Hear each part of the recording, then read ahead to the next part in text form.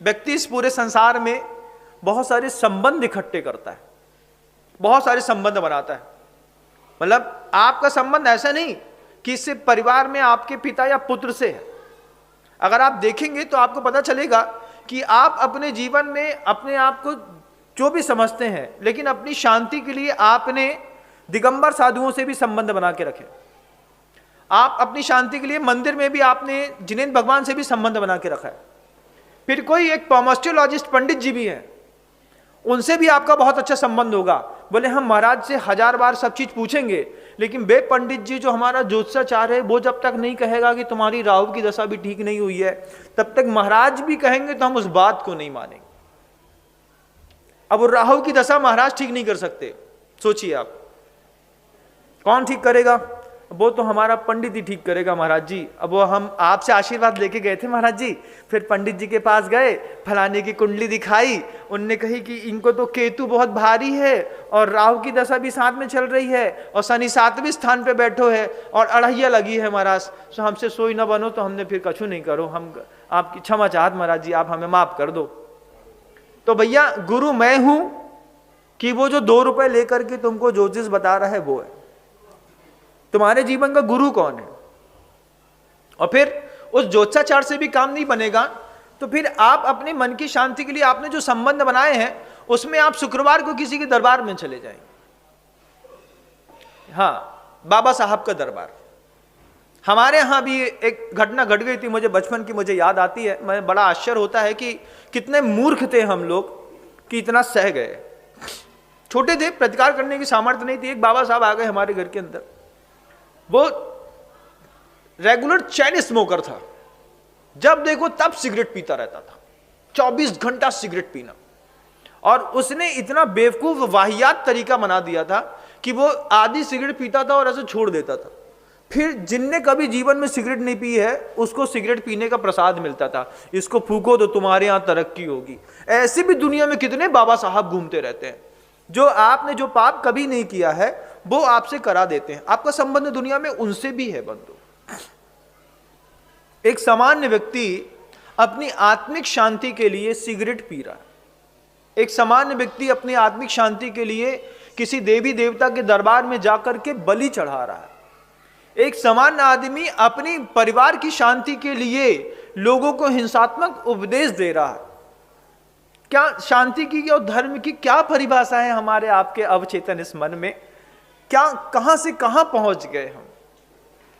क्या धारणा बना ली हमने? सोचिए कि वो अगर मान लीजिए हमारे गुरु से हमारा काम नहीं सधा, हमारे जिन मंदिर से हमारा काम नहीं सधा, हमारे ज्योतिष से वो काम नहीं सधा, तो आप शुक्रवार को एक दरबार में पहुंच गए, वहां भी काम नहीं चला, तो फिर दूसरे दिन किसी और एक दिन एक नारियल उठा करके एक दूसरी मड़िया में जाकर के आपने मुंह फोड़ दिया।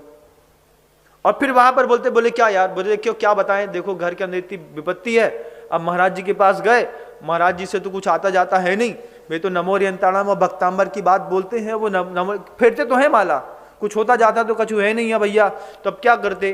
अब पिताजी को ऐसा ऐसा हो गया था, तो फिर हम उनके घर में गए, तब से आराम है। बहुत बढ़िया, तब से आपको आराम है जब से आपने वो नारियल उस मड़िया में फूका है। और आपको पता नहीं कि उसी नारियल की अनुमोदना करने पर उस मड़िया में आपने नारियल चढ़ा के तो आ गए, लेकिन जब शनिवार को, गुरुवार को, शुक्रवार को, सोमवार को उसके यहाँ चूजे की, मुर्गे की बलि चढ़ाई जाती है, इस अनुमोदना के एक छोटे से श्रीफल से आपको उसकी हिंसा का पाप आपके मत्थे में बिना कहे लग गया, बिना कहे लग गया। लेकिन हम करते हैं। हमको जीवन में अगर स्वस्थ रहना है, हमको अपने जीवन निराकुलता पूर्वक जीना है, तो एक मनुष्य अज्ञानता के साथ किस तरीके का व्यवहार इस सृष्टि पर निर्मित करता है बंधु। आप देखिए अपने घर के अंदर, आप प्रवचन सुनते वक्त भी सुन रहे होंगे और समझ रहे होंगे कि महाराज मेरी अलमारी तक पहुंच चुके हैं, मैं तुम्हारे दिल तक पहुंच चुका हूं, मुझे पता है कि तुम्हारे दिल में क्या चलता है। निराकुलता का एकमात्र मार्ग है अहिंसा। नॉन वायलेंस लाइफ आप जितना जिएंगे आपके जीवन में समृद्धि उतनी बढ़ेगी। जितना आप द्रव्य रूप से और भाव रूप से हिंसक बनेंगे, उतना ज्यादा आपके जीवन में प्रतिकूलता बिना कहे आपको पग पग में आपका पग चूमेगी बंधु। सिर्फ द्रव्य दया की कीमत नहीं है। हम असफल सिर्फ इसलिए हैं, जैन कुल में आने के बाद भी अगर हम विपत्तिग्रस्त हैं, उस विपत्तिग्रस्त जीवन का सबसे बड़ा कारण है कि हम द्रव्य दया का तो बहुत पालन करते हैं, लेकिन हम भाव दया का पालन करना भूल गए। किसी ने 20,000 रुपए मांगे, आपके पास हैं, आपने द्रव्य दया कर दी, आपने 20,000 रुपए उसको दे तो दिए, लेकिन अंदर ही अंदर इतने कुढ़ रहे हैं, साला पता नहीं जब देखो तब भीख मांगने चला आता है, जब देखो तब इसको पैसे चाहिए, ऐसा चाहिए। अब आपने उसके लिए जो निगेटिव वाइब्रेंस, आपने जो वाइब्रेशन भेजा है, आपने जो उसके लिए हिंसा का वातावरण अपने मन के अंदर तैयार किया है, एक्चुअल में ये आपने उस व्यक्ति के लिए हिंसा का वातावरण तैयार नहीं किया। ये वातावरण आपने अपने जीवन में घटने वाली किसी घटना के लिए तैयार किया है, जो सुबह से लेकर शाम के बीच में आपको अभी तुरंत रिजल्ट दिखाने वाली है। आप देख लीजिएगा, आप किसी को मायाचारी पूर्वक सुबह सुबह ठग लीजिए, कोई बात नहीं, शाम होते होते तक आपका हिसाब किताब बराबर हो जाएगा। शाम होते होते तक आपको लगता है कि हमने अच्छा करते हैं, लेकिन आपका ये टेक्निक गलत है।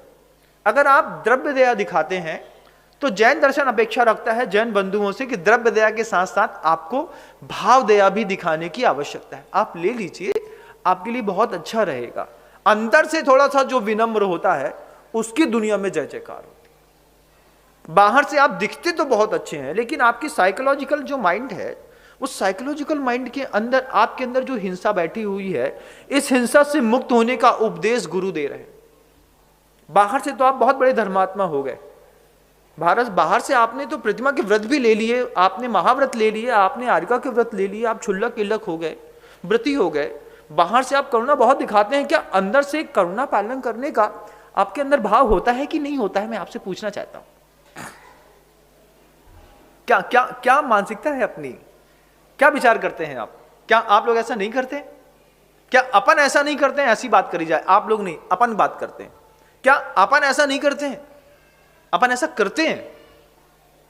हमने अपने संबंधों की, संसार की सुरक्षा के लिए संसार बसाया, संसार में नाना प्रकार की चीजें लाए, लेकिन शांति और सुख ना मिला।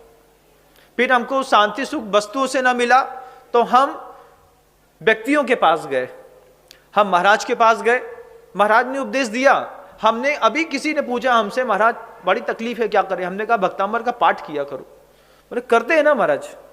अरे कैसा भक्तांबर का पाठ करते हैं? मैं जिस दिन भक्तांबर का पाठ करता हूं उस दिन मेरी पूरी रात की नींद गायब हो जाती है, पूरी रात मेरा सामायिक में बहुत अच्छा मन लगता है, मेरी प्रसन्नता बनी रहती है। आपका कैसे भक्तांबर का पाठ है कि आपके यहाँ का थोड़ा सा दुख दर्द ठीक नहीं होता? क्या किस बात की कमी है आपके अंदर? क्या ऐसी कौन सी क्रिया है कि आप या तो विवेक शून्य क्रिया करते हैं, या भाव शून्य क्रिया करते हैं, या द्रव्य शून्य क्रिया करते हैं? आप कुछ ऐसा करते हैं कि उसके आपकी नाकामी का श्रेय और भाना आप अपने पूरे के पूरे धार्मिक ग्रंथों और गुरुओं के ऊपर फोड़ देते हैं। आपको मैंने मंत्र की माला दी, आपको मैंने भक्तांबर स्तुति पढ़ने को कहा, आपको मैंने तीर्थ यात्रा की वंदना करने की दी, और आप असफल रहे। आप असफल रहे तो आपने पूरा भाना भक्तांबर स्तुति के ऊपर फोड़ दिया। इस भक्तांबर स्तोत्र से कुछ नहीं होता, इस नमोकार मंत्र से कुछ नहीं होता, उन गुरुओं से कुछ नहीं होता। और जिनको पता है कि इनसे कुछ होता है, वो तो दूर में बैठ करके स्मरण मात्र करते हैं, गुरुदेव आपके चरणों में बारंबार नमस्कार है, मेरा दिन शुभ हो, आपका आशीर्वाद चाहिए। उनकी खबर तक मेरे कान तक नहीं आती, वो वहीं से नमोस्तु करता है और अपना पुण्य बढ़ा लेता है घर के अंदर बैठा बैठा।